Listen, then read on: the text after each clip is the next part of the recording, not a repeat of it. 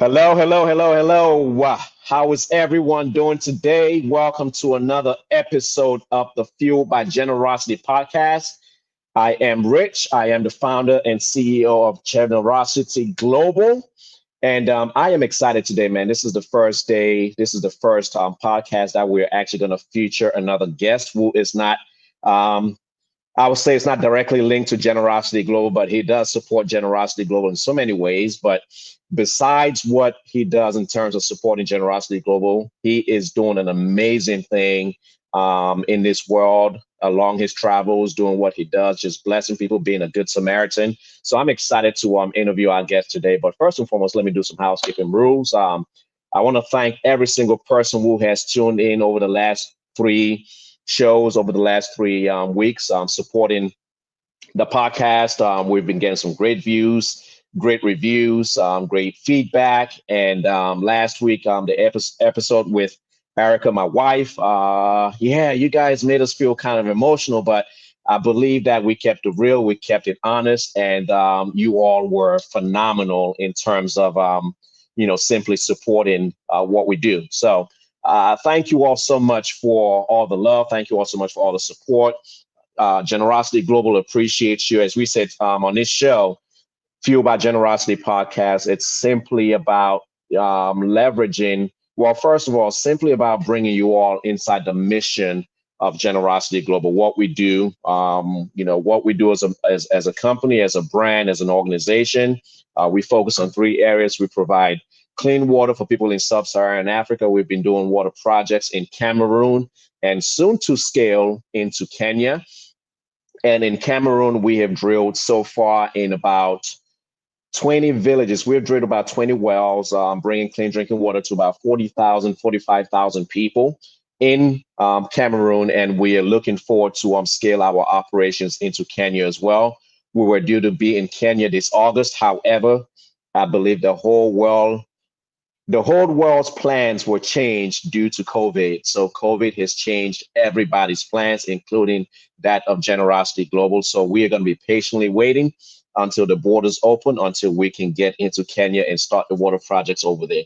And as you all know, stateside, we focus on serving the homeless community, giving them food every second Saturday at Selfless Saturday. If you have not been to Selfless Saturday, you want to make sure you want to put it on your calendar. It happens every second Saturday of the month.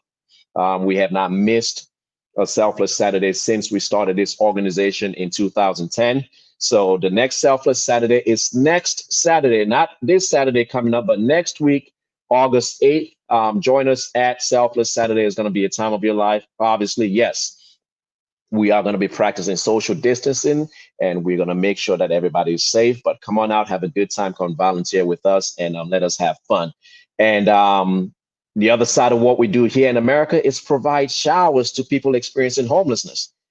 We went live today. I went live today and it was phenomenal just being able to bring you behind the scenes. But we said Generosity Shower. We built Maryland's first shower truck that is fully equipped with 5 individual shower stalls, that has hot water and cold water on board, that has 2 water heaters on board, and has an air conditioner unit. So especially now that it's been very, very hot, we are making sure that our guests are getting in there and they have cold water and a cool room that they can come in and take a shower. But so those are the things that we focus on. We focus on the basics in life at Generosity Global. We focus on clean water, clean showers, and food, as basic as that. And then we use that as a way to bless people and use the power of generosity to bless and to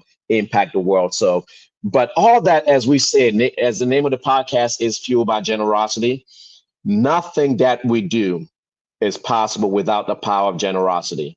Everything that we do, everything that we've been able to do thus far in this time of our existence as an organization has been nothing short of the power of generosity and people who are blessing us generously, making donations, giving up their time to volunteer, giving up their time to be an advocate for our causes. And All that said is there is so much power inherent in that word that when we all leverage the word generosity, there's so much good that can happen in our world. And like we say at Generosity Global, generosity truly changes everything. If you think about it, if you're generous and 10 of us come together with our generous hearts, our generous spirits, we can change anything that we want. Now, imagine if 10,000 people come together and they all choose to be generous for one cause. Everything can change. So, guys, continue to be generous, continue to be good, continue to be amazing human beings. And as we get into this show, as we get into this interview, I am beyond excited to bring on our guest, bring on a friend of mine. I haven't met him in person, but it's been 4 years that we were introduced by a mutual friend. And my friend, my friend Jennifer, she was like, "Hey, you got to check this guy out," because she didn't even know me either. But she was like, "You guys are so similar in terms of what you do for people and your mindsets and everything." And I checked him out, and he was just the real deal. Just basically, I have never seen. I mean, I've seen people, but this guy was just special, using just the sheer thought of goodwill to do good to people, strangers, people that he meets on the way, as he lived life, as he traveled along the East Coast, as I say, the East Coast driver, I call him. But I'm bringing on an amazing guy who is just a simple, regular guy that has a big heart to make people happy, to make people smile. And let's jump into this conversation with my good friend Nick Giglio. Let me bring Nick onto the screen, and yeah, we are. Nick, how are you? Very good, man. How are you doing? I am good, brother. What's been going on? Nothing, man. I'm still trying to think about everything you just said. That's pretty wild. I appreciate that intro. I really appreciate that. I try not to botch it, man. I try to make sure I Oh, give you the best intro, but most importantly, man, I'm really excited to have you as part of this broadcast, as part of the feed. You are actually the first guest on the Fuel by Generosity podcast, the first non-generosity global guest. So I am happy to have you on board, brother. honored is a understatement, man. It's very, very cool. I appreciate that so much because there can only ever be one first. So I'll remember this for the rest of my life. I like that. So you can always wave that flag. So I'm the It's going first. on my resume. Without a Good. And they say you never forget your first, right? Yeah, man. There you go. How you doing, man? Tell me, how you doing? How's your day? Oh man, day is great, man. I've been looking forward to this now for a few days. So the past couple days have been fantastic, and I'm good. I'm at my aunt and uncle's house in Freehold, New Jersey. Came here to drop off my little siblings, and they're heading out to go golfing. So Okay. I'm just I don't know, man. Excited to be alive. Excited to be having this conversation. I feel like it's been a long time coming for us to sit down and it's not, exactly in person, but it's the next best thing. So I'm happy. Yeah. Yeah. We were talking behind stage regarding us not really having met in person. Not However, yet. we feel like we know each other and we've met each other, but it's really more so just this amazing connection, this amazing feeling, knowing that there is somebody else who is doing some great things, and the purpose, like I told you about this podcast, is really about shining the light on everything that you're doing. We have, my vision really is to not only tell people about what we're doing here at Generosity Global, but really connect the dots, connect all the people who are doing good in this world, in our community, not only locally but also around the world. And because I believe that not everybody may be like 100% on the Generosity Global bandwagon or like whatever we do, but through the interaction and through the conversations that we're going to have on this particular podcast, somebody may make a connection with somebody who is doing something else, something great that connects to their heart, connects to their spirit, and they want to tag along. And for me, I'm like, the more we can get people connected to like good causes or good people, the better it is. So, tell our audience about who Nick Giglio is. Man, sometimes I wonder myself who he is, but You I got some fans. You got some fans, by the way. Yeah, Okay, that's my there little. you go. He's probably in the car right now with my cousin. They're headed, like I said, heading to golf. But I'm uh, I'm 31 years old. I live in New Jersey. Um, a trucker. I mean, I've been trucking for like 10 years. I haul cars from New Jersey to Florida and back every week.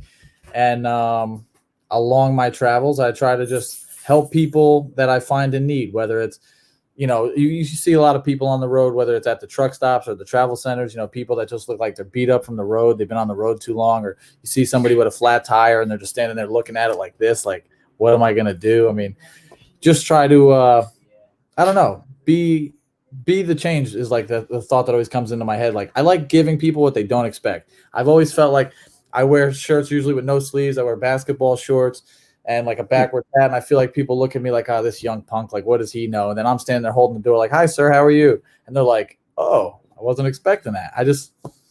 I like changing people's perspective. Yeah, yeah. I mean, and that is one of the things I notice about you. Like, you are just this regular guy who lives a regular life and not really into like crazy stuff, but you really use the simple things, a simple trick, and we're gonna get into it, right? In terms of using that to make people happy, because I really believe the essence of your mission and what you're doing is really about simply making people happy, putting a smile on somebody's face, and making sure that people feel appreciated. So tell us about you. You mentioned that you are a trucker. Tell us about how long have you about your company? What exactly do you do with that, and what is your day like? So honestly, I work 7 days a week. From it's usually like August 1st all the way through January 31st. I'm transporting cars, and we call them snowbirds because the people that live up here in the north, up here by you and me, Jersey, New York, Connecticut, Pennsylvania, and they move down to Florida for the winter. They escape the cold, and then they come back up here usually March, April, May, and June. So 10 months out of the year, 7 days a week, I'm doing that, shipping cars down. And my company's called Hi Ho Silver Shipping. Not a lot of people know the reference, but it's from the Lone Ranger, like a TV show back in the day. And I got into that because my dad used to race horses, and I was at the racetrack shipping his horses for him. And I had a silver truck, and one day I was leaving the track, and I just said, Hi Ho Silver, away. And I was like, you know what? I like that. I like that name. So I was in the horse business for a few years, got to shipping all the $1 million horses and met a lot of good people, but I didn't want to do that forever. So I was like, I got a truck. What else can I do? And I found a car trailer. I believe everything happens for a reason, like without a doubt. Not knowing the reason bothers me, but like taking faith and knowing that everything happens for a reason is comforting. But I found a good deal on a trailer, a little car trailer, and I didn't know shit about insurance. I didn't It's know. all right. You can curse. All It's right, okay. sorry. Kids are sleeping. From Jersey, man, it happens. Didn't know about insurance, having a CDL, like what was all involved. And I basically learned everything the hard way. Everything I do in life, I learned the hard way. I don't really follow the right steps. I kind of truly always make my own path.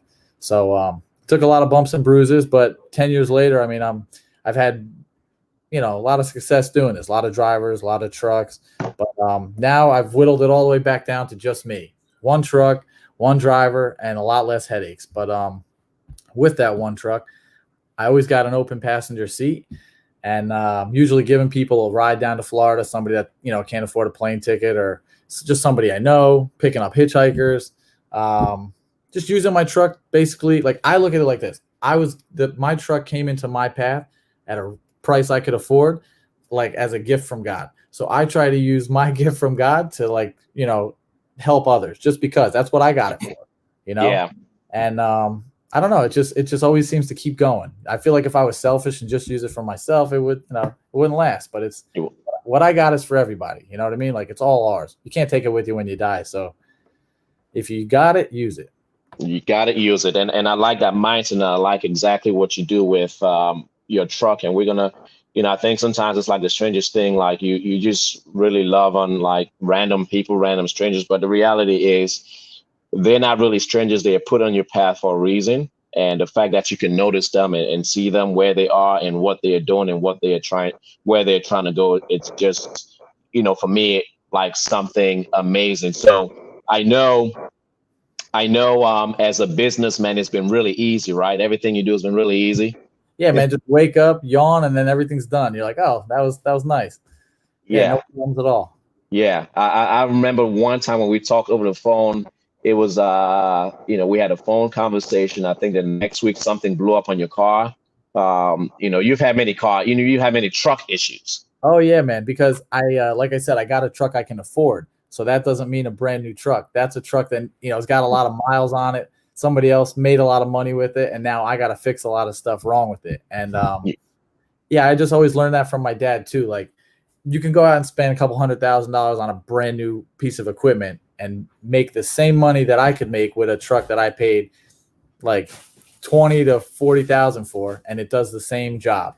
So, it's like anything else. You just got to keep maintaining it. I mean, my truck right now has got over 2 million miles on it.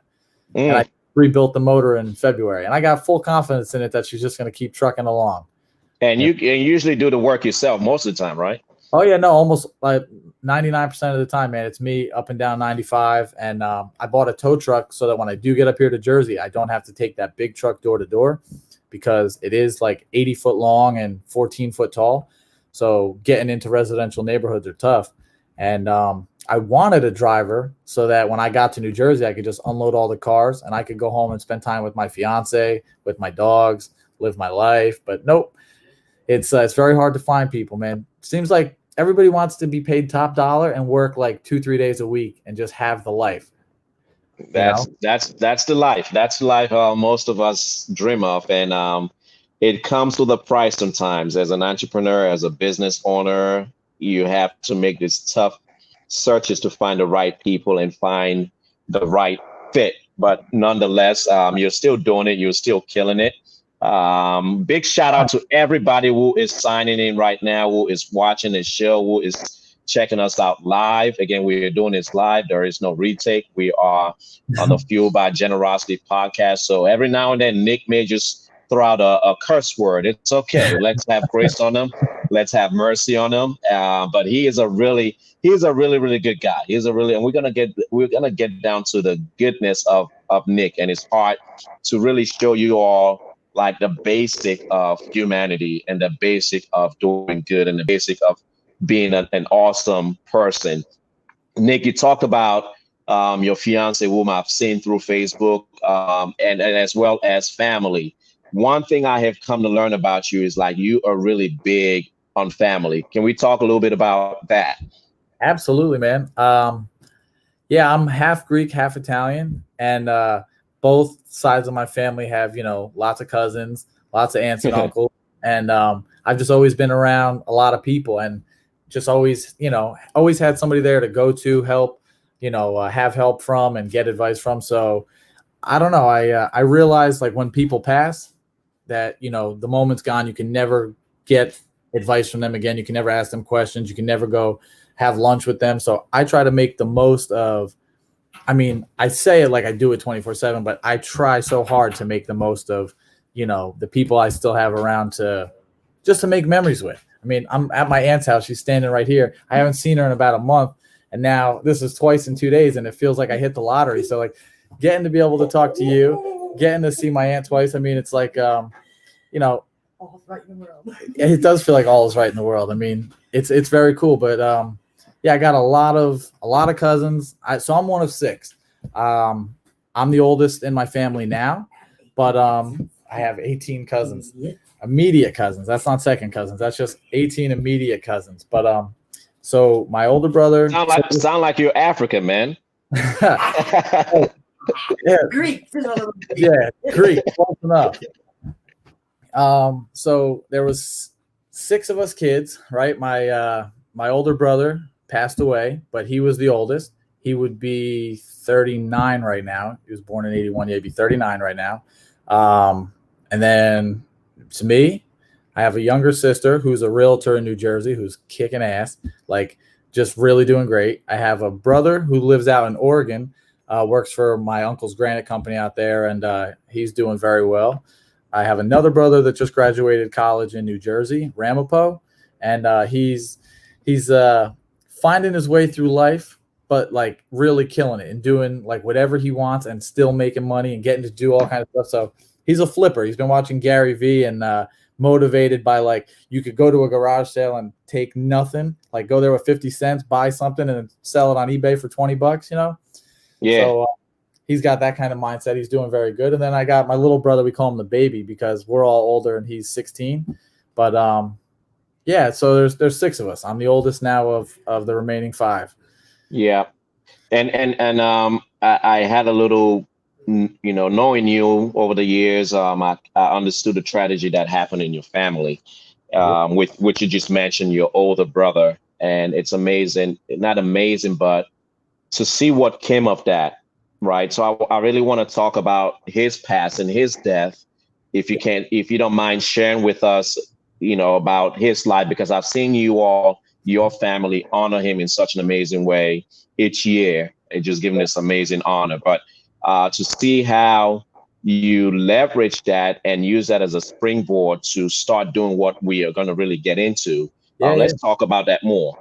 All right, let's talk about it. So it's been a while since I've talked about it, man, because I feel like I've talked about it so much in the beginning days of starting Epic Good. And, I don't know, for whatever reason, just getting older in life and having more responsibilities and things coming on, it's just, I've kind of felt like, I don't know. So, okay, I just got a sign. You remember in the early days when I would always be sharing pictures of clouds and like license plates that I would see? And like I felt like something was guiding me and directing me towards like this idea. Like I didn't come up with this on my own. Like, one thing led to another. And then this idea was just so obvious, like it couldn't not be a thing. But so I wasn't always a truck driver. In 2006, I went to college to study accounting, and my older brother lived in Cocoa Beach, Florida, near Cape Canaveral, Florida. And all the rest of my family was up here in Jersey. My older brother was way older. He worked in construction. He was a foreman. And all the rest of the young kids were up here with my parents in Jersey. I went to college in West Palm. I hated school. I hate being told what to do. And I was just in class and not loving it. So one day I get a phone call from my dad, like 7 a.m. I was supposed to be in class, like shortly after that. I wasn't even awake. And my dad woke me up and told me, your older brother was in a car accident and one of your uncles is coming to pick you up and drive you up to the hospital. And I was like, no shit. Like, what? Like, I was just waking up in a fog and I was like, what? And in my head, I'm thinking, if this was a drunk driver, like if somebody like was being careless and hurt my brother, like, I don't care if it was like a nun. I always said, like, I don't care who it is. I can't wait to get to the hospital and give him a piece of my mind and just, because that was my older brother, just who would hurt my older brother. So we get to the hospital, and the part of this memory is hazy because it's been so long, but I'll never forget walking into the hospital. My dad didn't tell me that any of my other siblings came down with him. He didn't tell me the rest of my family was there. He just said, I'm going to be at the hospital. Your brother's there. So I walk in and my dad's crying. And I mean, you might have seen some stuff from my dad on Facebook and all, but my dad is not the crying type. He's the yelling type. He's the hugging type. He's the passionate, like, live in the moment type, but nothing really makes him upset to where he cries. And I saw my dad crying and he came up to hug me. And then I saw my little brother, Christian, behind him. And I was like, what's Christian doing here? And my dad, as my dad hugged me and I'm hugging him, I looked over his shoulder and I could see like into the hospital room. I saw my older brother laying there. My older brother was like 6'2", 6'3", and I mean, just jacked. He didn't do drugs. He didn't smoke. He just worked, with his hands. So he was like just a big, strong kid. And all I remember seeing is the gauze all around his head. And I was just like, why would my dad be crying? Like, unless this was serious, because if my brother was going to pull through it, he would just be like, positive. I'm like, oh yeah, this, that, come see your brother. So as I'm hugging him, he tells me, I said, I'm going to go see Aunt. His name was Anthony. So I said, I'm going to go see Aunt. And my dad said, he's not there. And I'm like, what are you talking about? I'm looking at him. Like, he's right there. I'm going to go talk to him. He goes, he passed. He's not here. And I'm like, what? Like, how can you tell me I can't go talk to him or I can't go see him? I could physically see his body. And then we walk in there and I realized for being in a car accident, he didn't have any other body parts hurt, no blood, no nothing. It was just his head wrapped up. And then my dad told me what the truth was, and he didn't want to tell me when I wasn't there, just in case, I got like hysterical or upset or who knows what. He just wanted to tell me in person that my older brother took his own life. He shot himself. And wow, dude, that was brutal, wow. brutal to hear. I mean, just nuts. I don't think I've heard any news like anything similar to that since, that's rocked my world that way, and forever from that moment, my whole life has just been on a totally different path. I quit school a couple months later. Like I told you, I wasn't loving it anyway, but that was, to me, like, I need to go home and spend time with my family. I don't need to be down here away. Even though my older brother was only 2 hours away, I think I only saw him once in the 2 months that I was in school, because I went to school in September. Yeah, October 24th is when it happened. So I was only in school 2 months when that happened, and I was just like, I need to get out of here. I need to go back with my family. And I went back up to Jersey, and that's how I got into trucking. It wasn't immediate, but that kind of just got me out of college and accounting class and took me straight into a truck. Man, that's a deep, heavy story. And again, it's been years, but it always sounds like it's something that just happened recently. And so we continue to send you and your family condolences. I know your bigger brother, your older brother was was a hero to you. And I've seen how you all celebrate his life, and it's always this much love that you all put out there for him. And I feel connected to him, even though I never met him, never met you. But the thing that inspires me more about this story is what you gave birth to as a result of him dying, as a result of him passing, and you gave birth to this amazing movement that that is a company called Epic Good. So let's really segue into, because this now comes into. Before we get there, I just want to welcome everybody who is joining us. I want to welcome everybody who is joining us wherever you are. Please type and let us know where you're watching from. Where if you know Nick, give him a shout out. If you don't, still give him a shout out. We want to make sure that you all are engaged. So if you have a comment, if you have a question you may want to ask him as we go along, please feel free to ask him. Yeah. I see some people that I recognize. Tina Frank, thank you for joining in. Jenny Puente, thank you for joining in. Barb's, thank you. Candace, thank you. Everybody who's part of the Generosity Global family, thank you for tuning in and making this an amazing show. Please do us a favor, hit that share button, share it to your friends, invite them to come on, have them be part of this Fuel by Generosity podcast, so that way we can reach more people, inspire more people, and do more good together. So we have Terry. Who's and Terry, still you, Nick, so there goes the shout outs. Yeah, I know. And so we have some people that know you that are shouting out and making themselves known. So shout out to Melvin, who's part of the GG family from DC. We have some other people. Shout out Nick. He's a great dude. Thankful to have met him. So you have built a movement, and we want to jump into that movement. We want to talk about that movement. So let's jump into Epic Good. Let's jump into that movement. And this is really getting into the heart of your why, your mission, your calling in life, and what is so inspiring. So tell us about it and everything we need to know about Epic Good. Yeah, man. So just to kind of piggyback on the rest of that story. So after that moment passed, and I moved up to As you speak, sorry, not to cut you off, there's a question for you right there in this post. If you look at that comment, there's a question there. Oh yeah, absolutely. I was wondering if he ever feels the good signs are from his brother. 1 million. Okay. 1 million. Yeah, you're about to hear exactly how too. There you go. So so after I went back up to New Jersey, and we had my older brother's funeral, he was cremated, and I don't know. I just, from that moment, like, I got a lot of family, right? But my dad is a tough guy. Like, he does things his way. He's one-track minded, and he's hard to like get through to. Stuff. So the only person I could ever really call and talk to about anything, like, man, you won't believe what dad did now. Like, the only person I understood was my older brother. When I didn't have that anymore, like that person to reach out to and, share that and kind of like get through situations with, I felt lost. I mean, I had best friends. I've got younger siblings. I got, like I said, aunts and uncles. I got a lot of support, but not that one person that knew. Like, I was following in my older brother's footsteps by just, being the second oldest. So nobody knew what I knew, like nobody knew about my dad like my older brother. So I was at the funeral feeling like, first off, why would he do this? I mean, that's always the biggest question. Why? That's always like at the forefront of your mind. But I just remember always thinking like, why? Sorry, I lost my train of thought and I'm thinking of a million thoughts right now. But essentially after that funeral, I just remember thinking like, now I can't call him, right? And I can't speak to him. So what's going to happen now? I thought when you're at somebody's funeral, like they say, somebody, like they come back to you, like you smell their scent.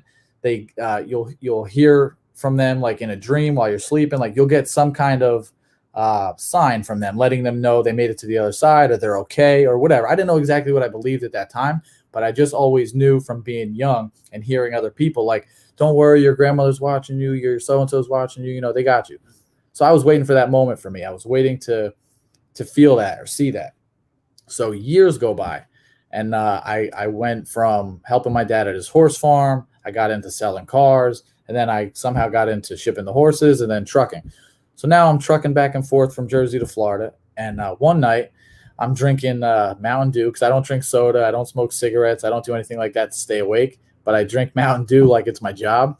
Not anymore. In 2020, I've learned a lot, so I've cut back. But back then, in these days, this was like, this was probably like 2012. I just was driving down the road, and I had a really rough day, man. In the beginning days of trucking, like you said, all my equipment, breaking down and things always happening. I had blowouts, I had breakdowns, I was damaging cars because I was young and going into neighborhoods where you're not supposed to take a 14-foot truck, and they were scratching the cars and all. And I learned everything the hard way. So one day I'm traveling through North Carolina, and it was like midnight. I've been driving all day. Yeah, 5:30. Don't worry.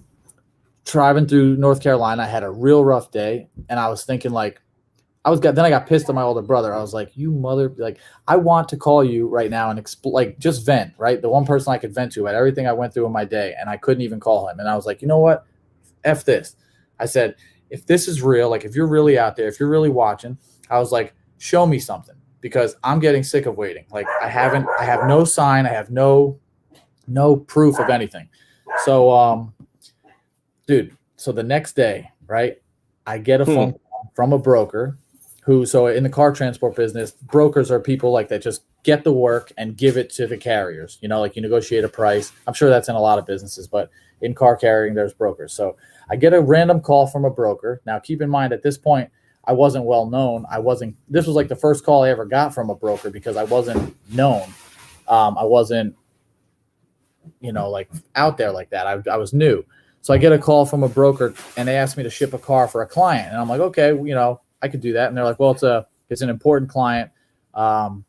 You think you can handle it? And I'm like, yeah, I'm Nick Giglio. I could do anything. Like, what do you got? And they're like, it's for Michael Jordan. And I'm like, what? They're like, wow. They're like, it's Michael Jordan. They're like, they said it's his cousin. They said, you're going to meet Michael Jordan's cousin. He's shipping a car from, I think it was just outside of Philly to Punta Gorda, Florida, or Port Charlotte, Florida. So, sorry, that's my uncle taking out the trash. It's all right. Everybody's welcome. Yeah. So, so I get this call, and now immediately I'm like, well, that's awesome. Like, I've never gotten a call like this before. Yeah, I'd love to do that. That would be awesome. So I hang up the phone, and I'm like, this is crazy. I'm going to like ship a car for a famous person. And then at some point it hit me, like my older brother loved basketball. He participated in these Hoop It Up tournaments in Florida. They're like pretty popular. They're like 3-on-3 tournaments. And he's been doing that since he was real young. Like my dad used to take him and all his friends to all the games, Tampa, Orlando, Jacksonville, like wherever they were. So Michael Jordan is one of his heroes, right? As a lot of people, but I mean, to my older brother, like he's got signed basketballs, cards, like watches, like all kind of stuff.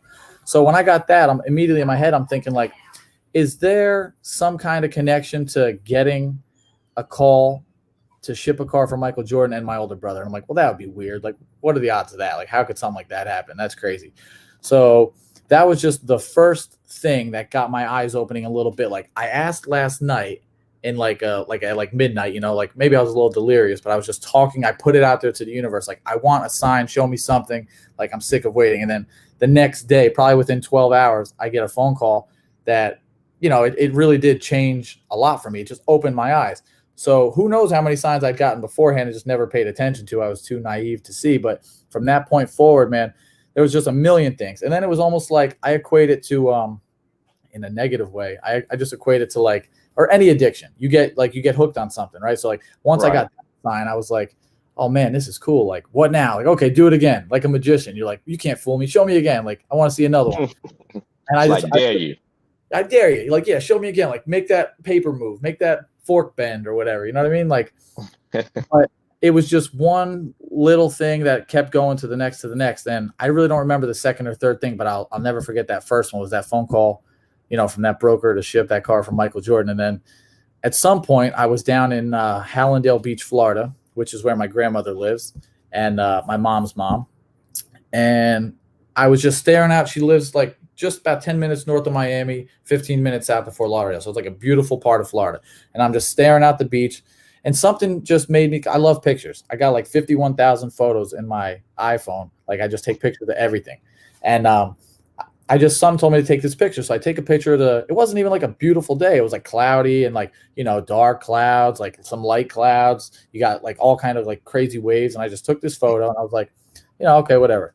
I go back upstairs. My grandmother makes dinner and I'm just scrolling through my pictures and I look at this one picture and I don't know, dude, there's a face in the cloud and I didn't know what it was at the time, but I mean, you clearly can see like eyeballs and you can see like, like the shape of a nose. And I don't know, after some time, it hit me what the face was. It wasn't my brother. I don't know exactly what God looks like. So like, but it was a face I recognized. And it's the face of Dale Earnhardt. So, wow. So, my whole family, like, growing up, my dad loves fast cars, loves racing, and he's always been into racing cars. So what's crazy about Dale Earnhardt is the number. He was number 3. That was his number. Like, the biggest thing on the side of his car was number 3. Well, my older brother's birth date was the 3rd, January 3rd. So it didn't hit me then. Like, I'm telling you all this now after looking back for a long time, like realizing and connecting the dots. But that was, I don't know exactly what that was meant for, but it got me thinking like, okay, something's watching, like, there's something out there. And then it's the 3. So to me, that was just another connection to my brother, from Michael Jordan to now Dale Earnhardt. So you got like, 2 famous people, and I don't know, it's basketball, it's NASCAR. And then it was 3. And then it just kept spiraling. So how did that get you into the Epic Good mindset?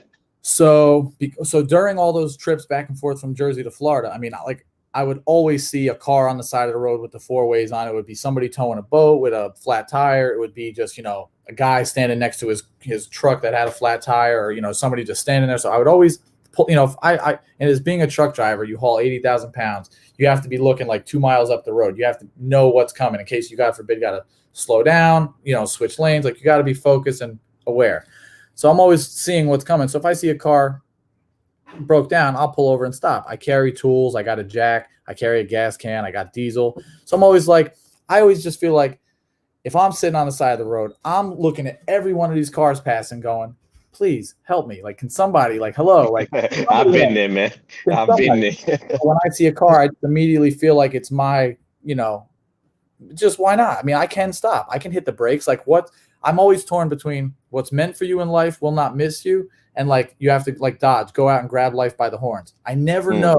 Like, you have free will, but like, what's fate? Like, if you're supposed to do certain things, like, it's my free will right now if I wanted to close this computer and just end this. But like, that wouldn't happen. I would never do that. But is that supposed to happen? Is that not supposed to happen? Is it my choice to throw this phone across the room? Is it my choice to start eating right now? Like, I didn't know. Am I helping these people because I want to help these people, or am I helping these people because like it's what I'm supposed to be doing? Me as a person, I genuinely get joy from helping people. Like I said, giving people what they don't expect. Nobody's expecting a tractor trailer to just stop on the side of the road, stop all that weight just to come see it. Hey man, you all right? You got a cell phone? You good? You need water? People aren't expecting that. So I love to give people that, like, that little bit of craziness. But I don't know. It's just a lot of those events got me. Man, I picked up hitchhikers and had the craziest stories. I've heard of all these crazy things, like why you shouldn't do that and all this. And I'm not a crazy person. I take precautions. I make people leave whatever they're carrying, their backpacks, whatever, strip down your pockets, show me everything you got. Like, you're not getting in my truck without making me feel safe. You want to ride? No problem. Put your bags in the back. We'll strap them to the trailer. Show me what you got, and then, okay, get in the truck. Let's sit here. And I always have a tie down bar, which is like when you haul cars, you got to chain the cars down, and it's like a 4-foot bar, and I keep it right next to my driver's seat. So just in my head, I'm always thinking, if anything ever went crazy and somebody was trying to harm me, I'll take this truck right into a tree before I let somebody hurt me. I'll hurt us both. It's like, I totally understand. I mean, it makes sense, but it's because it's really sometimes weird, right? We you meet total people that as you are going along life and just doing your thing, and people need help, right? Yeah. And you never know the severity of what kind of help that they need. You never know exactly what they need, but the reality is, people need help, and sometimes all we have to do is just simply stop long enough to pay attention, long enough to listen, long enough to hear what they need. And in your case, because you are traveling up and down the East Coast, from Jersey to Florida, you meet people along the way that, they need a ride to a certain state. That somebody may want to go from Jersey to Florida, and if you have space, I've seen you actually went live with a guest in your truck, taking them on that trip, and they didn't have to pay you anything. That you just simply wanted to help them meet their goals. So it's like, why is it that you feel the need compelled to do this? So that's a great question, man. And honestly, I didn't know the answer to that for a long time. I mean, a quick short answer is that I watched my father do that. My dad is always the guy if somebody called him at 3 a.m. and said, hey man, I'm on the side of the parkway, broke down. Can you come change my tire? Or can you bring me a spare? My dad was never thought twice. My dad was just get up and go. And that's like the quick and, easy answer. But what I learned from talking to a kid I went to college with. So Keith, the one that commented a second ago, was one of my, still is one of my good friends, but was one of my good buddies in college. We had a good friend named Gil. And Gil told me, like, man, your story, like, you got to tell people your story. Like, you went from trying to be an accountant to now you're a truck driver. He's like, and because of your older brother, like, so basically he made it sound like this to me, like, because I wasn't there to help my brother, because I was in school, because I was naive to what he might have been going through. Like, he called us, all of us siblings. We were all younger, like much younger than him, but he called us all to tell us, I love you, right? And he specifically called me one day when I was walking into accounting class, like 7:50 a.m. And I'm like, yeah, I love you too. Like, this is weird. Like, I got to go to school. What's up? He's like, I just want you to know I love you. And I'm like, yeah, I know. I love you too. Like I got to go to class. Like it wasn't hitting me what was, he was reaching out for help. And to me, I was just so busy. I was so like in a rush. I had to get to school. That was important. Even though I didn't like it, even though I didn't want to be there, I just was so tunnel visioned. Like, I wasn't getting in what was, what he was trying to reach to me. So, I don't know. Sorry, man, lost my train of thought again. I guess it's all right. It's okay. So many ideas flying through my head. Just talking about all this, man. I don't get flustered, but this has got me just thinking about all this stuff again. This was a long time ago, but the point of all that is that now when I see somebody in need, I don't want to miss that moment. I don't want to, man. Right before I came here, I just bought a boat a couple days ago, and I was just at the dock, and I saw a little tiny minnow, like bait, like it's not a real, like it's a real fish, but it's a minnow. Like, other fish are going to eat this fish. And I almost jumped in the water and would have been late because I was just to try to get this stupid little string off this thing. I kept trying to reach it with a net, and I was like, but all this to say, like, if I see something that I can do, if I see a piece of litter on the ground, my knees aren't bad. I can bend down and pick it up. I'm not worried about getting dirt on my hand. I'll wash my hands. Like, if you have the ability to do something, why not do it? If you're good, if you're a mechanic and you see a car on the side of the road, why not stop and say, do you need a hand? I mean, you don't even need to be a mechanic. You don't know. Most people have bad cell service in a certain area. Like if you can stop. It's not even if you can, but it's like we're all in such a rush. Oh, I got to get to this appointment. I got to be there by 10. I got to be here by 6. Oh, my mom's making dinner.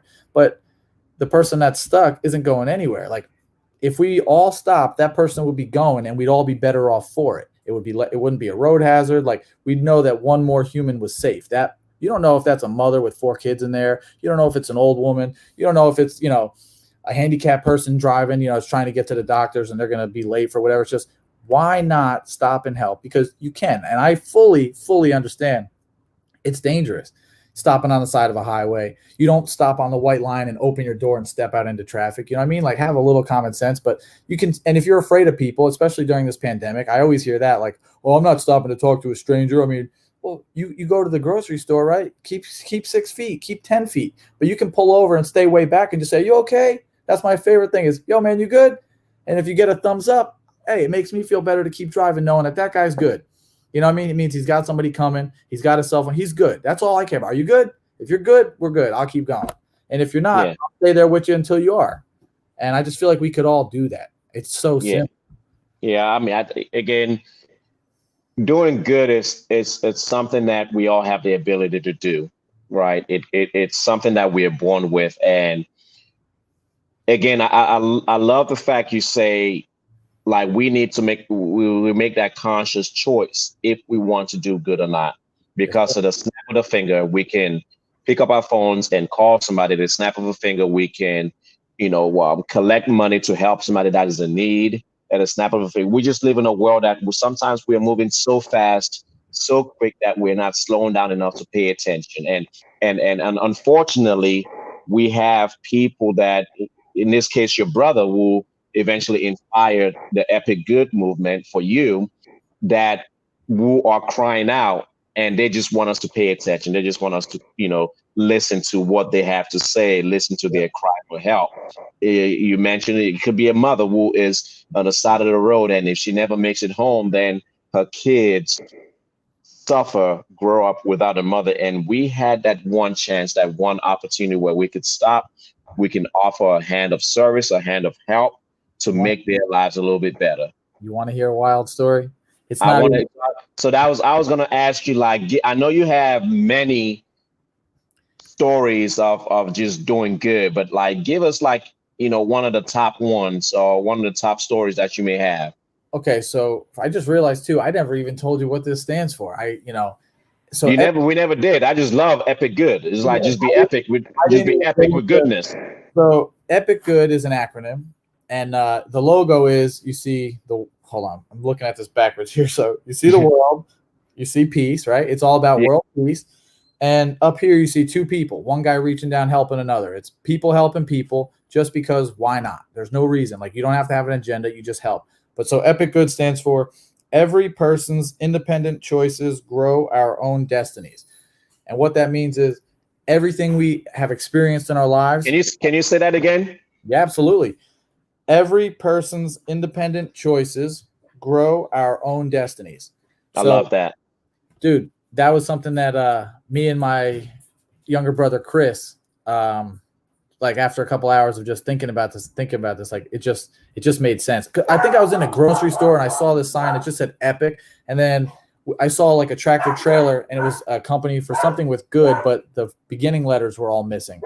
Oh, actually, sorry. It was a guy selling a car, right? He wrote, sorry about the dog. Crazy. That's story. okay. The dog's name is Anthony too. Same as my older brother's. I rescued him and his name was Anthony. So they had to take him. And come here. So the car that was for sale, it said good condition, like written on the window, but the windshield wiper, when it was raining, the guy wiped off condition. So it just said good. So at the moment, whatever it was, it just clicked. I saw the word epic and good and it clicked in my head. Like there's good and there's evil, right? If you take away one letter from good, you get God. If you add a D to evil, you get the devil. So you got good. But with good, what's more good than epic? Like epic is the biggest, the grandest. It's like, it's just everybody wants to do something epic. Well, I just thought of it like, it's like the most good you can do. It's just epic good. It don't get no better. That's what I thought. So we started thinking about my older brother's life. What got him to that point where he felt like pulling the trigger was the option. And we looked at everything in reverse. If you kind of just backed up all the steps, everything he experienced and everything he went through got him to that point. And I don't know, man, it got me thinking, like, next time you see somebody in need, instead of not saying something, like, oh, so the story I wanted to tell you was, while I was at a truck stop, there was a woman standing. I want to hear that story. Don't miss out. We have 10 minutes, so I want you to tell us that story so we can get inspired by it. Real quick. So I'm standing in line at a Subway in Stony Creek, Virginia. It's exit 33 on 95. And Jesus was 33 when he was killed. So I don't know. The number 33 always is significant to me. I love this truck stop, right? I stop there. Numbers mean a lot to me. Signs, license plates. But so I stop at this truck stop all the time. And I always carried Epic Good cards with me. I carry these little stickers. I got this one right here. And I sometimes feel like I don't want to bother somebody and be like, hey, let me, like almost like a Jehovah's Witness. Like, hey, let me tell you about this. But shout out to our Jehovah's Witness brothers and sisters. Shout out to all the Jehovah's Witnesses and brothers and sisters. So just anything in general, it's just like, you don't want to push your idea on somebody, especially a stranger. But sometimes, like, something clicks in your brain and you're like, how you doing, sir? Like, where are you coming from? My favorite thing is, where are you from? I love to just hear where somebody's from because I travel a lot and I don't know. So this woman's in front of me and I didn't want to bother her. So I was so close to giving her an Epic Good sticker and just saying, have a good day, buying her lunch and just whatever, but I didn't do it. I literally watched this woman go out, get in her car, past the fuel pumps, get out onto the main road and about to merge onto 95 North, and somebody hits her. Wow. It wasn't like a tragic, like, everybody got out of the car and walked. But this lady, like 40 seconds earlier, was right in front of me. I was 2 seconds away from saying, like, I got her food, like, I'll pay for it. And then, when she said, well, you don't have to do that, I was going to say, well, just here, have a good day, pay it forward. Something I do a lot. For whatever reason, man, I didn't do it. And I still regret it to this day. But I remember thinking, like, in that fraction of a moment, we have the ability to change life. Like, you either act or you don't. And all of your choices mean something. And by me not doing that, maybe that accident was supposed to happen. Don't get me wrong. Maybe those people were supposed to meet. Maybe that lady would have went on to get into a bigger accident down the road if that didn't happen. Like, I don't know. I just always feel like you don't know what is supposed to happen. So just trust your gut. Like, always, if you feel like something is the right move, just do it. I've been watching The Sopranos for the last couple of weeks. I just finished it. And they have this great line that says, if you're scared, like, if you feel the fear and do it anyway, because we're all supposed to, like, we do things that we're uncomfortable with all the time. That's how you grow. You operate in that space, so just feel the fear and do it anyway. So next time I feel like paying it forward for somebody, I'm not going to let anything stop me. It's just, you're taking this free sandwich no matter what. You're going to get it, right? I'm not going to let the and again, we have this brief moment that we can do good. Again, our lives are not forever.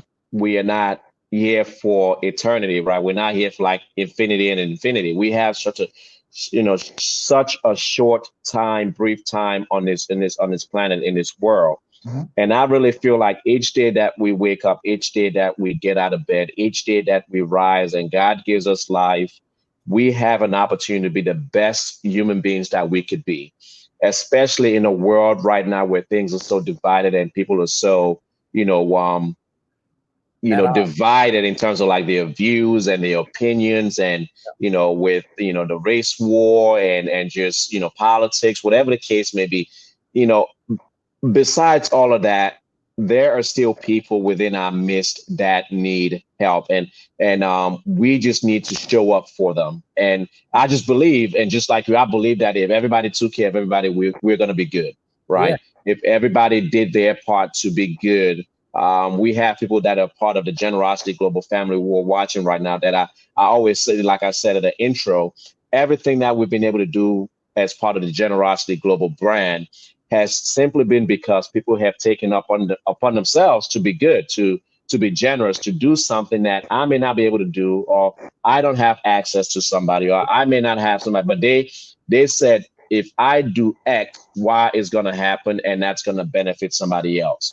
When we do Selfless Saturday, we have volunteers that cook food and they bring it. And I tell people the magic that happens at Selfless Saturday is simply that, 20 people decide to cook food. And when we bring 20 different meals together, we can feed close to 500 people. That's the magic, right? But Incredible. imagine if they didn't take it upon themselves to cook, if they didn't see the need to do the good, they would have missed out. We would have missed out on the blessing.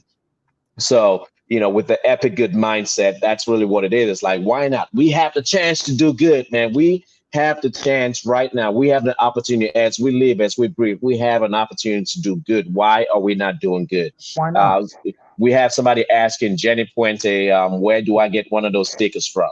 So that's another crazy story. But somebody built me a website, and this goes back in 06. So the website is epicgood.com. Just go to www.epicgood.com, and man, you can even just message me on Facebook or Instagram. Anybody that wants one, I'll just mail it to you for free, just for tuning in, and I appreciate you listening to this and participating. I'd just be happy to know you got one.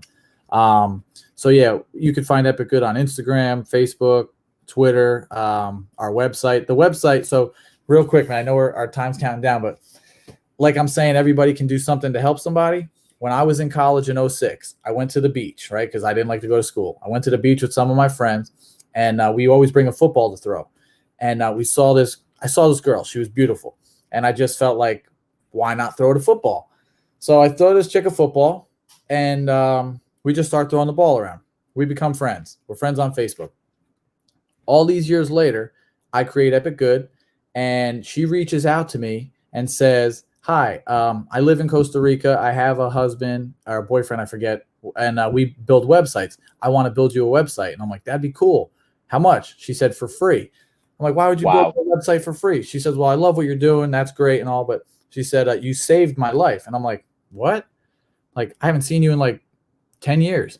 And she's like, remember the day we met on the beach? She said, I flew down there to come visit my boyfriend who was in school. And when I got there, he was with another girl, and I came to the beach and thought about killing myself. And some random guy just throws me a football.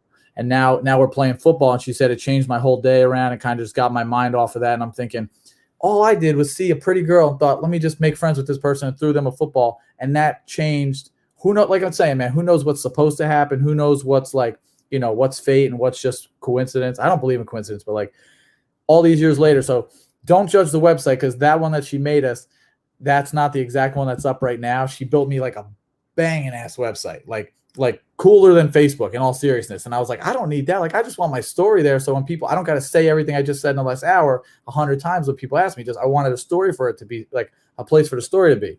But that just showed you how like everything happens for a reason. And all these years later, somebody that I helped in the past, like Tupac has a song where he says, I can't even say what Tupac says in the song, but like basically somebody from Tupac, don't you?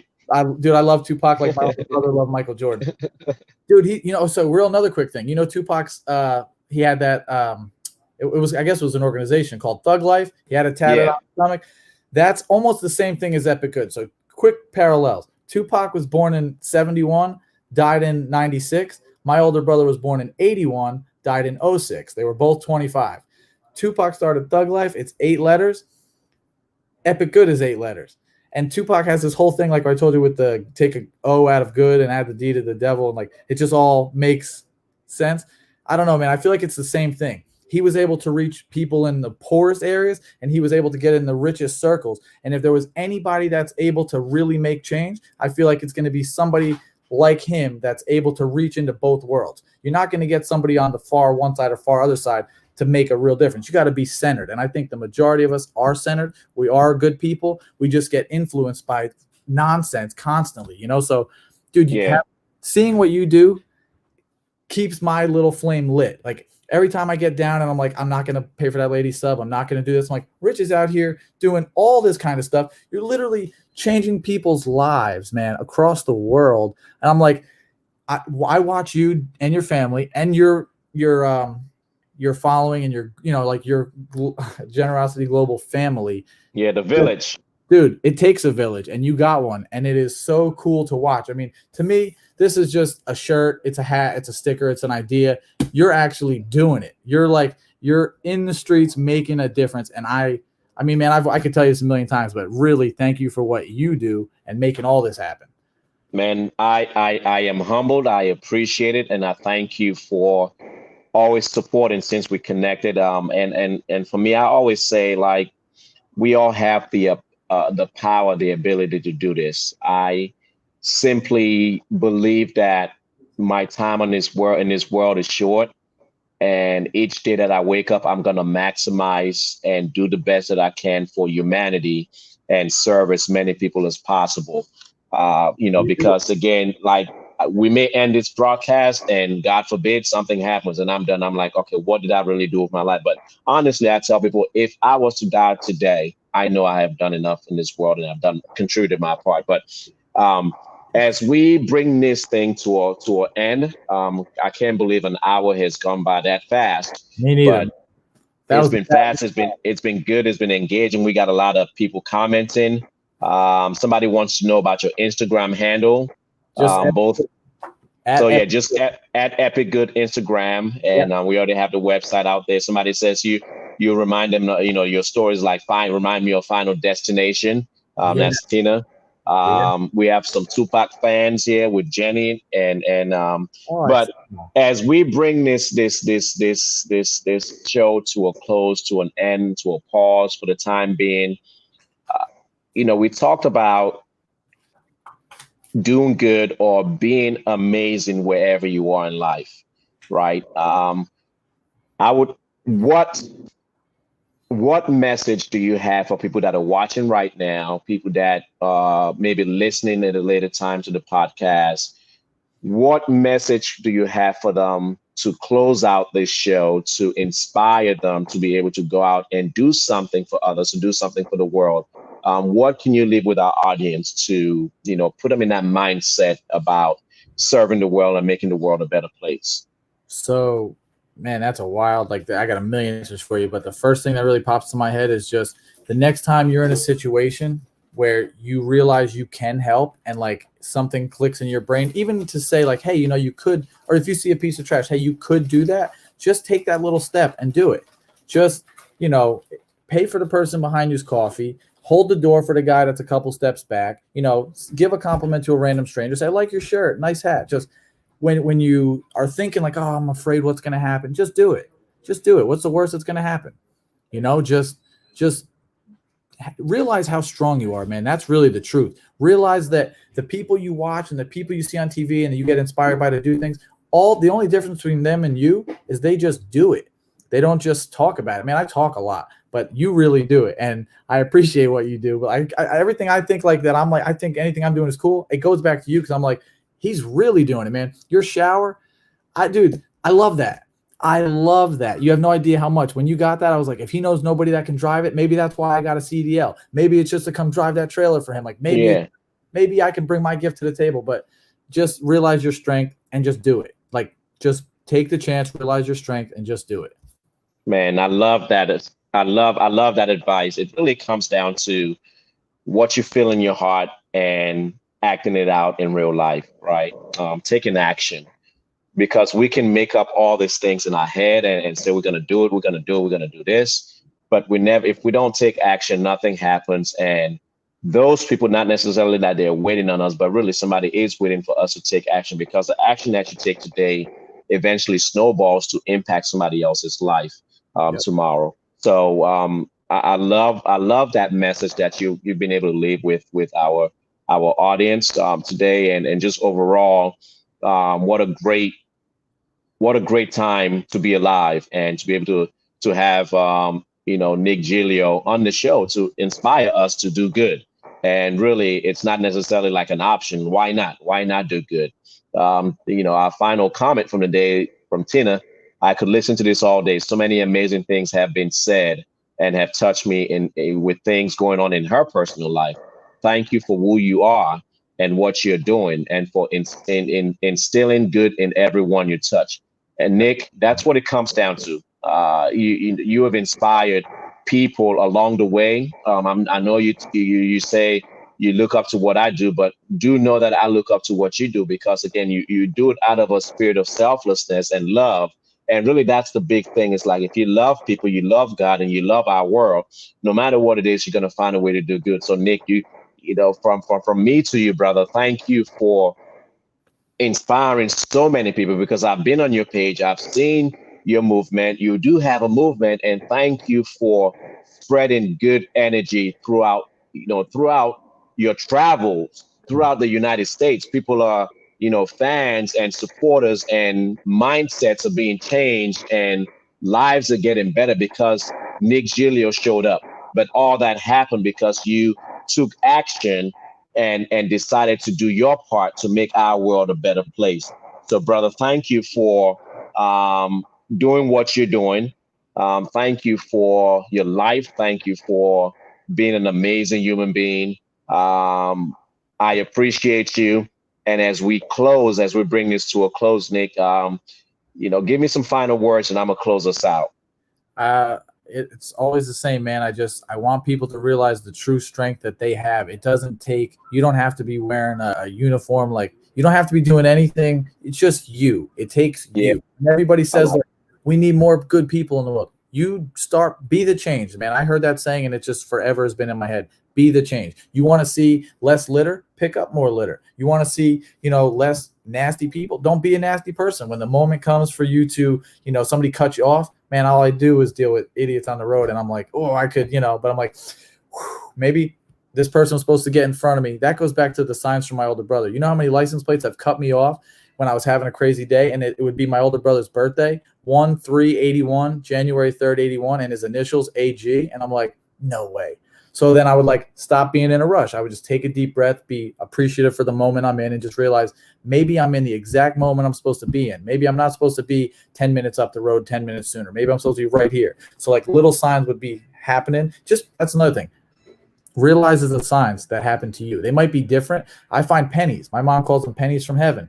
And sometimes I'll have my older brother's birth year on there, and I'm like, 1981. Awesome. Like, I'm supposed to be here right now. So just, everybody's a superhero, man. It's just, do they choose to show it? Do they choose to act on it? Or do they just keep it in their head and say, I could never. Don't talk yourself out of it. Big yourself up and realize your true strength and just do it. love it, love it, love it. Nick, what an amazing show! Thank you so much for joining us on the Fuel by Generosity podcast. Anytime. Thank you for just sharing your stories, sharing your mission in life, as I say, sharing your why, sharing your heart. Along the way, inspiring so many people. To all of our guests and our people that tuned in today, thank you all so much for tuning in. I hope Nick's movement of the epic good touches you in one way or another, that you can go out there and be epic in doing good yourself, and it doesn't take much to do good. It simply takes a heart that loves people, a heart that's willing to do good, and before you are transforming lives next to you and lives around the world. So guys, ladies and gentlemen, this brings us to a close. We're going to land this plane, and I thank you all. I love you all. We'll see you all next Wednesday, 4:30 Eastern Standard Time, for another episode of the Fuel by Generosity podcast. Nick, I love you, buddy, and we'll connect. All right. Take care, everybody. God bless. Take care. Yes, sir. Thanks a lot.